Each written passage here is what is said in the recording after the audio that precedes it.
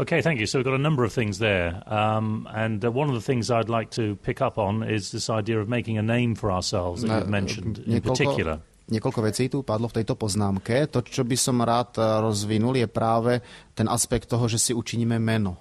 And by the way, you mentioned the building of the tower sounding like the building of a pyramid. Tiež si spomenul zaujímavú vec, že ti to pripomína budovanie pyramíd. This was built on a plain in Mesopotamia. Babylonská väža bola na mezopotamskej rovine, where there are no mountains like you have here in Slovakia. kde nie sú vrchy tak ako tu na Slovensku. And so there people built artificial mountains. Takže tam ľudia budovali tie tzv. Umelé vrchy. And these were similar to pyramids, usually with 7 stages to them. A tieto umelé vrchy boli veľmi podobné pyramídám. Tieto vrchy sa skladali zo 7 štádií, 7 ako úrovní. Mm-hmm. Okay, any other suggestions on the sin komentár? Of Babel? Yes, good. Particularly on that final point that you made. It's true that up to this point, names have been given by a superior to an inferior. Páči sa mi to práve to posledné, tá posledná myšlienka, že doteraz sme boli zvyknutí na to, že mená boli dané tým, ktorý vládol, alebo ten, ktorý mal nadvládu tomu, čo podliehalo. But here, let's make a name for ourselves. Ale tuto ľudia si povedali, my si sami sebe spravíme meno. Yes, thank you. Yes, there are a number of indications in the story of human beings wanting total independence from God. Áno, ten príbeh hovorí na viacerých miestach a robí narážky na to, že ľudia chceli mať úplnú nezávislosť od Boha. And we see this in the making of a name for ourselves and in the wanting to settle down rather than to spread abroad. Napríklad v skutočnosti spravíme si sami sebe meno, alebo že sa usadíme, budeme spolu, namiesto toho, aby sme sa rozptýlili. Yes, it says here, let us build a tower with its top in the heavens. Áno, to sa hovorí, postavme si väžu, ktorá bude siahať svojím vrcholom do neba. That might not necessarily mean, with its top right up to where God is. To nemusí znamenať, že ten vrchol bude tam, kde je Boh. Because you remember when the spies went into Canaan. Pretože spomínate si, že keď vyzvedači odišli do Kanánu, they came back with reports about the Canaanite cities. Prišli späť so správami o kanánskych mestách. That they are built right up into the heavens. A oni tiež hovoria, tie sú vybudované až do neba. It uses the same word here. A používa sa tam to isté slovo. But there is a sense here which is an expression of human pride. Ale je tu určitý zmysel, ktorý nám hovorí o výraze alebo o vyjadrení ľudskej pýchy. Let us build up in a sense in some way it's seen as a challenge to God. Vystavajme si, v určitom zmysle sa to dá považovať za výzvu Bohu. Okay, we take maybe one more point and then we'll move on. Takže ešte jeden komentár, nech sa páči. So it does tell us something about their perceived relationship, what they perceive their relationship with God to be. Hovorí nám to aj o niečom, čo oni, ako to im znelo a čo oni považovali za vzťah s Bohom. Okay, well, thank you very much. Those comments za tieto pripomienky show that you're, close readers of the biblical text. Komentáre ukazujú, že dosť poctivo ste tento biblický text prečítali. Let's perhaps just concentrate on 2 of the points that you raised. Poďme sa teraz zvlášť zamerať na 2 aspekty, ktoré ste vyjadrili. And now just try to deal with these, together. A trošku dajme si ich dohromady. The first point that some of you raised was this idea that they wish to make a name for themselves. Prvý aspekt už bol spomínaný, teda oni vyjadrili túžbu spraviť sami sebe meno. Now, this is significant when we look at what has come before and what comes after. A to sa javí ako veľmi dôležité, zvlášť ak si uvedomíme, čo tomu predchádza a čo tomu nasleduje. Before this, names have been given by a superior to an inferior, as I said. Do tejto chvíle totiž mená boli dávané nadriadeným tomu, čo bolo pod ním podriadené. By God to his creation. Teda mená dával Boh svojmu stvorenstvu. By parents to their children. Mená dávali rodičia svojim deťom. But here they wish to make a name for themselves. Ale tu si ľudia chcú spraviť meno sami sebe. So here they have a great desire to make a reputation for themselves. A tu majú ľudia veľkú túžbu spraviť si určitú povesť. There's a desire for independence. Ako známka nezávislosti. Let's do it for ourselves. Vytvorme si sami pre seba. And you remember this was at the heart of the original human sin back in the garden. A toto bolo takisto centrum toho pôvodného ľudského hriechu v Edene. Independence from God. nezávislosť od Boha. Let's experience life without any restrictions that God has placed on us. Zažijme, zakúšajme život bez akéhokoľvek obmedzenia, ktoré Boh mu dal. So we can see that significance when we look at what has gone before. A takže tento význam nám príde do popredia, keď sa zameriame na to, čo bolo predtým. But if we look at what comes after, Keď sa ale zameriame na to, čo nasleduje, this may be even more significant. tak možno ten význam ešte bude väčší.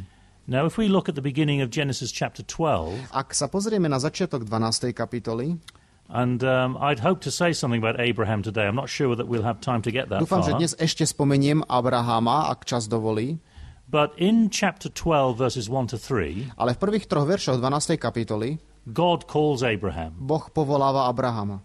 and he gives Abraham many promises, or several promises. Dáva mu niekoľko zasľúbení.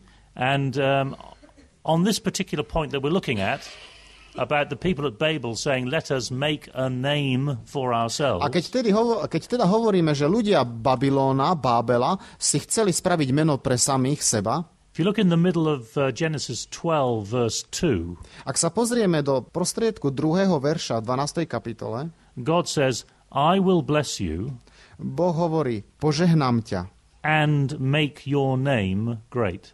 a zvelebím tvoje meno. So here's the contrast, you see, between human works at Babel and God's grace in the call of Abraham. Tu vidíme kontrast medzi ľudským výtvorom Bábela a Božou milosťou v povolaní Abraháma. The people at Babel said, let us make a name for ourselves. Ľudia Bábela si povedali, vytvorme si vlastné meno, povesť. But God says to Abraham, I will make your name great. Ale Boh tu hovorí Abrahamovi, ja zveladím tvoje meno. Not by human works at Babel, but through grace here in this story in chapter 12. Teda nie prostredníctvom toho, čo ľudia v Bábeli spravia, ale prostredníctvom milosti. Okay, then the second point that I think more than one of you raised. Potom ten ďalší aspekt, ktorý ste viacerí načrtli. The original command to human beings back in chapter 1, verse 28. Pôvodné poverenie v 28. verši 1. kapitoly, ktoré bolo dané ľuďom, was that humanity should fill the earth. bolo, že ľudstvo má naplniť zem. And then that's repeated after the flood. Po potope je to opäť opakované. In chapter 9, verse 1. V kapitole 9. prvom verši. God blessed Noah and his sons. Boh požehnal Noacha a jeho synov. And he said, be fruitful and multiply and fill the earth. A riekol im, ploďte sa a množte sa a naplňte zem. But here in chapter 11 in the story of Babel, ale tu v 11. kapitole, pokiaľ hovoríme o babylonskej veži, they say, let's build a city and a tower. Ľudia si povedia, vystavme mesto a väžu, let's make a name for ourselves. Spravme si meno, otherwise we shall be spread abroad upon the surface of the earth. Ak nie, no tak by sme boli rozptýlení po tvári zeme. There's one thing they want to resist. Je jedna vec, ktorej chcú odporovať. And that is filling the earth. A to je práve naplnenie zeme, čo Boh im pôvodne určil. So we got on the one hand human pride, let's make a name for ourselves. Na jednej strane máme ľudskú pýchu, spravme si sami sebe meno. And on the other hand resisting what God's will is. A na druhej strane odporovanie toho, čo je Božou vôľou. We're not going to fill the earth as God wants us to. Inými slovami, my nenaplníme zem tak, ako Boh chce, aby sme ho naplnili. Now, do you notice the strange thing that happens in this story? Všímate si, že sa tu deje určitá zvláštna vec? There's a great irony in what happens in this story. V udalostiach tohto príbehu je veľká irónia. The people wanted to make a name for themselves. Ľudia si chceli spraviť meno. Well, in this story, they do get a name for themselves. A v tomto príbehu ako keby naozaj im to vyšlo a dostávajú nejaké meno pre seba. And that name a to meno is Babel. Je Bábel. But that is probably not the name that they were looking for. Nepredpokladám, že o toto meno im išlo. And they wanted to make a name. Oni chceli učiniť meno by settling down in one place. Tým, že sa usadia na jednom mieste. But the name they get, ale meno, ktoré im je dané, describes them being scattered abroad across the surface of all the earth. Popisuje skutočnosť, že budú rozptýlení po tvári celej zeme.